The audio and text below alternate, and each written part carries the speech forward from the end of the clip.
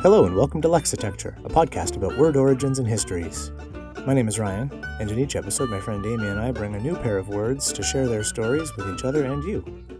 You can find our past episodes and the occasional blog post on our website at lexitecture.com. Follow along with us on Twitter and Facebook at Lexitecture, and if you really like what we do, you can support the show at patreon.com/lexitecture. Today's episode, Listener Wordstravaganza, Part 3. Hi everybody, as you have no doubt noticed, we're late. Sorry about that. Stuff happened, and episodes didn't. But before the episodes didn't happen, I thought it was high time we did another Listener Wordstravaganza survey, asking for all your burning etymological questions, and then trying our best to hopefully not haplessly answer them. I did mean for this to come out on the regular time, but like I say, here we are. The good news is we had a lot of awesome suggestions for words, and it is my sincere hope and plan that either I or Amy can get to the rest of the words in this list and maybe throw out another bonus Wordstravaganza episode coming up. But that's sort of where we are. If you're sitting here going, well, I didn't get asked what my burning etymological question was, apologies for that too, I guess, but you could just follow us on various social medias, usually Facebook and Twitter, where we're sort of throwing these requests out for suggestions. And so follow us on Facebook and Twitter, and every now and then we'll get to chat about the word that you wanted us to chat about. Also, because of all that stuff that happened when episodes didn't, it's just me. So, sorry about that as well. It's a lot of apologizing. This is what happens when you get the Canadian-only half of the show.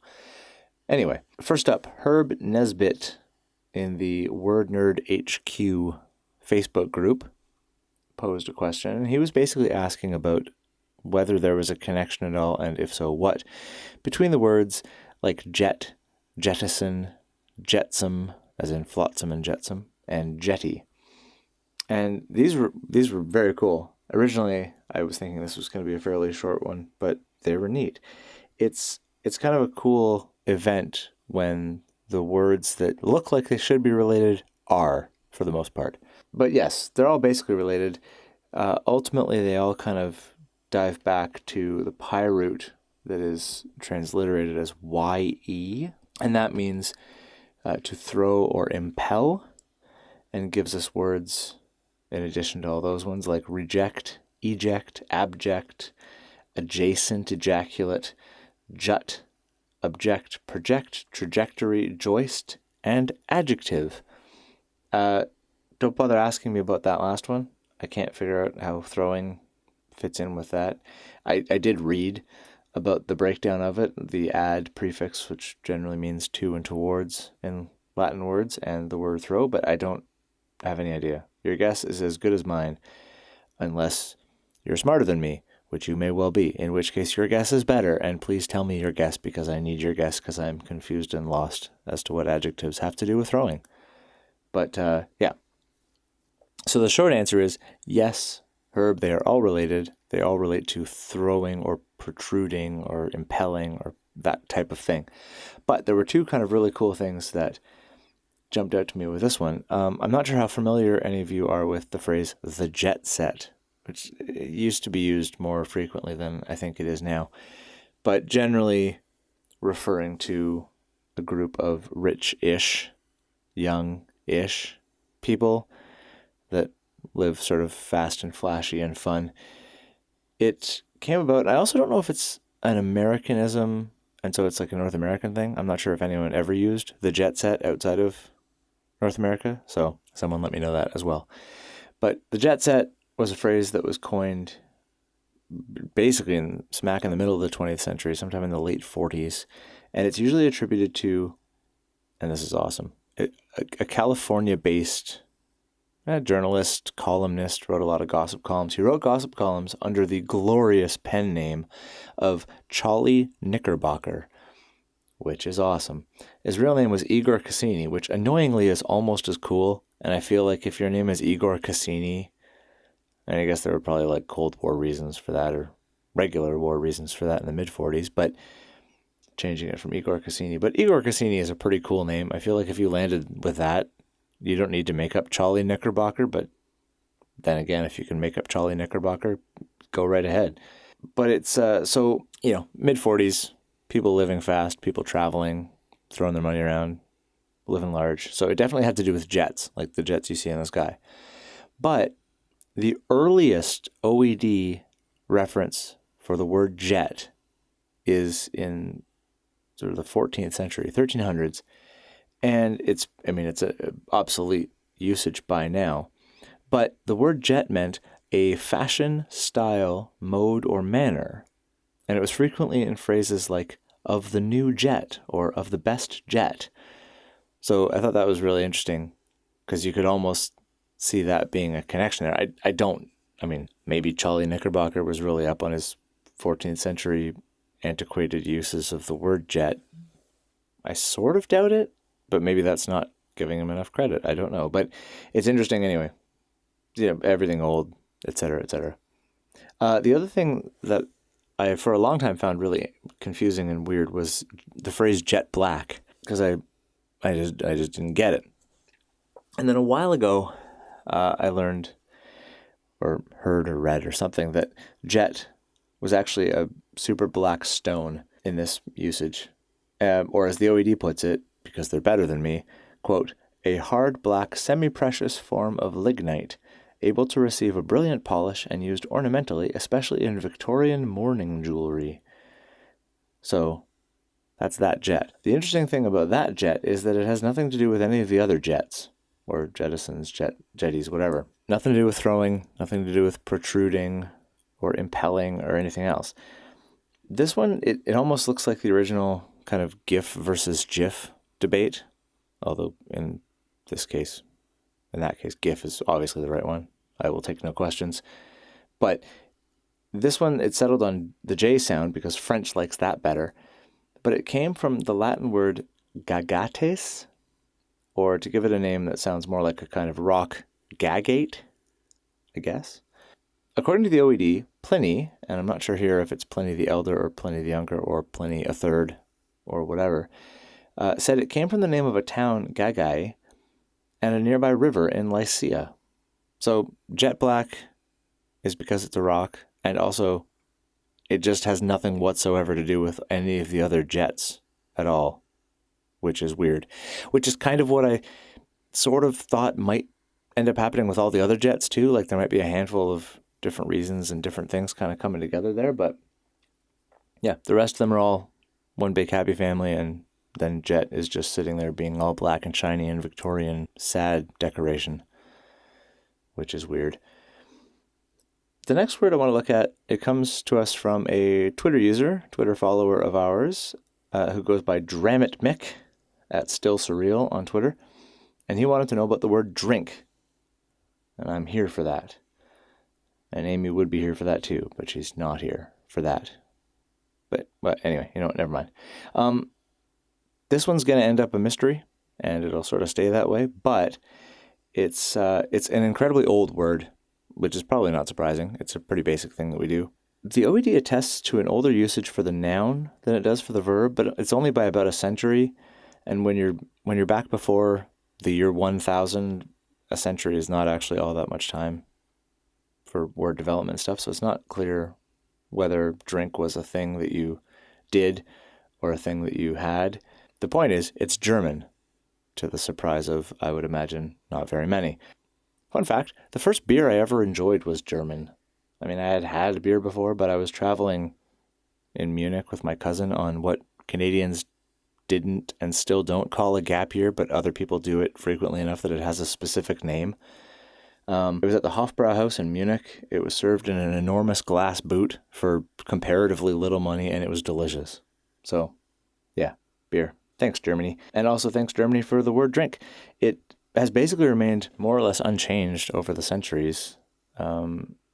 For listeners of Kevin Stroud's History of English, and for anyone for whom this is a new recommendation, I do not know what you're doing listening to me if you have not already listened to Kevin Stroud, but so do that. But then come back, please, and we can talk about this, and this will make more sense as a connection to his show, because there was a north-south divide in England with this word amongst English speakers. So the southern dialects would have put a ch ending on it, and it was the north that had the K on the end, and there's a bunch of these other ones that Kevin goes into in a couple of his episodes, which are very cool, that talk about which side kind of won out. And in this side, it seems like the north was victorious because they got to keep the K at the end of drink, and here we are. This form of the description of a liquid that you imbibe, or the act of imbibing a liquid, is unique to the Germanic side of the European family tree. Everyone else seems to take their drink words from a PIE root that's spelled out P-O and then in parentheses I, so po or poi, I guess. But this gives us the English words that come from the Latin side of things, like imbibe, or potable, poison, potion, beverage, beer, and my favorite of these cognates that I did not know was related to any of them, symposium. I always loved the word symposium, but I didn't know I loved it also because it involved just a bunch of people getting together and drinking whilst talking about, I guess, probably important stuff. But yeah, so there's drink. The next one up comes from Facebook again, and this is from Anne Young, who is the proud owner of a Lexitecture mug, which is pretty cool. And you can get Lexitecture mugs and other merch and stuff on TeePublic. And there's links and stuff all over the place. But yeah, that's pretty cool. So thanks for buying a mug, Anne. And also for submitting the word paint. And Anne is an artist, so this is very on brand. Paint comes from French. So it shows up around the 13th century when French also showed up in force. In English, it arrived as sort of a verb and a noun at the same time. So paint in English has always been both something you did and the stuff you did it with. Originally, it was, you go far enough back and the verb came first because it comes from the Latin verb pingere, which means, you may have guessed it, to paint. And it seems like when you go far enough back, even further than that, you get to a PIE root, which is P-E-I-G, peg, I don't know. You make it up. It's Proto-Indo-European. What do we know how it sounded? Which actually means to cut or to mark by incision. And this gives us words like picture, pictograph, and pigment. But yeah, so paint, pingere, peg, pay, whatever. And to cut and to mark by incision. So it's kind of interesting. But basically meant paint for the longest time. And I think we'll close off with a suggestion from Kim Dok-soo, who commented on a Facebook post with a very cool looking list. But just to keep things sort of equitable, I'm going to grab one from the list for now and run with that. And this word is guinea pig. And this one I found interesting because it's a little bit like turkey, which I should have looked up before I started recording this, which episode we looked at turkey in. But I know we looked at it along with the word fathom, and you can find it all on our website anyway. So go look at that episode because that was kind of cool. But it's a little like turkey in that it's a name of an animal that's named after a place, but not the place that that animal is actually from. Because guinea pigs come originally from South America, and Guinea is a region in West Africa. So those two places are not the same at all. And the OED has two guesses as to why that is, as to why these tiny furry critters became named after West Africa, despite the fact they come from South America. And the first is that somebody thought that guinea pigs looked like baby guinea hogs, which when you first hit Google following that doesn't make things any less confusing, because guinea hog is the name of a specific breed of pigs that has also nothing to do with West Africa. It's an American breed of pig. Now, originally, there was some thought that it came from the Guinea region of Africa, but it doesn't. So it, again, an animal that named after a place it's not from. So that doesn't help. But there were hogs in Guinea. And so it's possible, it's probable that maybe that's where it came from, just the hogs of Guinea, and someone had seen a baby hog from Guinea and saw a guinea pig and said, that looks like that, we'll call it those. I don't know, maybe. The other theory put forward by the OED, and this one I'm sort of cynical enough to kind of, I sort of buy this one more, just because, white people. The idea is that Guinea had just become a name for just a faraway place, and it was just kind of a shorthand for a far off land or a distant country or whatever. So the people who quote unquote discovered guinea pigs had just gotten off a boat after a hideously long time on a boat and staring at nothing but ocean and sky.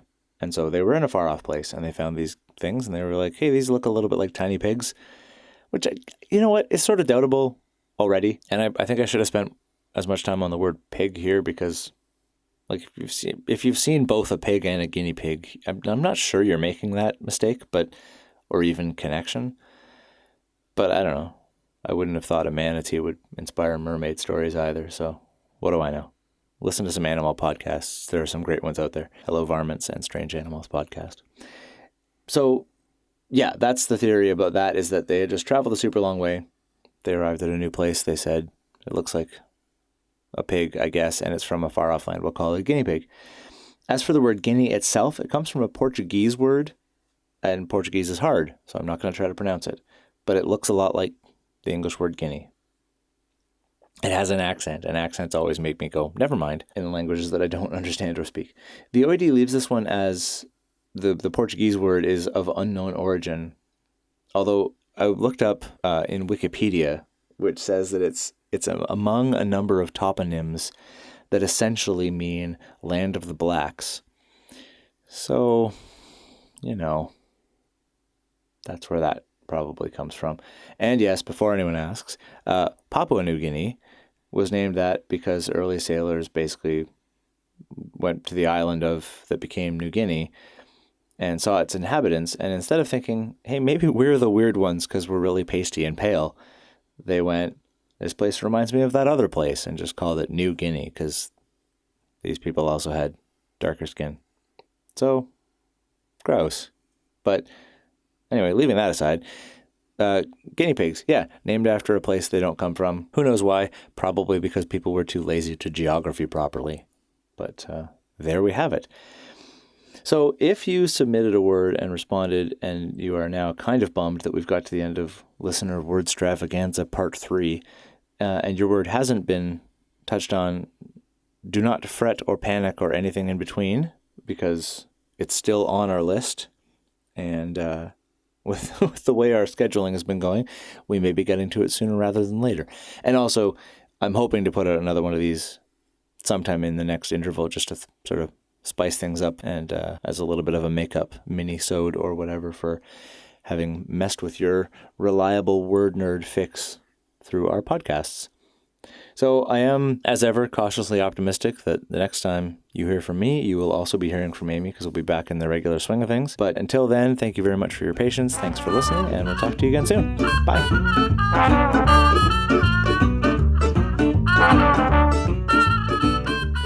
And that's it for another episode of Lexitecture. To get in touch with us about something you heard in this episode, you can email us at words@lexitecture.com. You can also follow along and talk to us at Lexitecture on Facebook and Twitter, and at Lexitecture Podcast on Instagram. For back episodes and the occasional blog post, visit us at lexitecture.com. Thanks very much, and we'll talk to you again soon.